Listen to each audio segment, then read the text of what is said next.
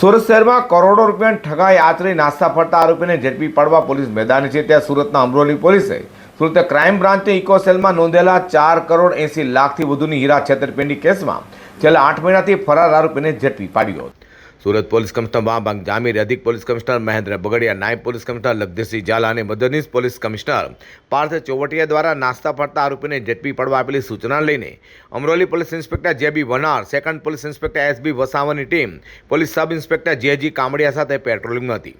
તેના મેળે કોન્સ્ટેબલ લાલજીભાઈ વરવાભાઈને બાતમી મળી હતી કે સુરત શહેર ક્રાઇમ બ્રાન્ચ ઇકો સેલમાં નોંધેલા કરોડો રૂપિયાની છેતરપિંડીના ગુનામાં છેલ્લા 8 મહિનાથી નાસ્તો ફરતો આરોપી ધર્મેન્દ્રસિંહ ઉર્ફે ધમો ઉર્ફે Lalabhai Kheradiya અરોલીના DD sports circle નજીકથી પસાર થવાનો છે। જે માહિતીના આધારે અમરોલી પોલીસે ત્યાં વોચ ગોઠવી ત્યાંથી ઠગ એવા મૂળ રાજકોટ જામકંડોરણાના મોટા ભાદરાના હાલ ડભોલી ખાતે આવેલા સ્વામિનારાયણ મંદિર પાસે વાસુ ફ્લેટમાં રહેતા ધર્મેન્દ્રસિંહ ઉર્ફે ધર્મેશ ઉર્ફે લાલા ખેરડિયાને ઝડપી પાડ્યો હતો।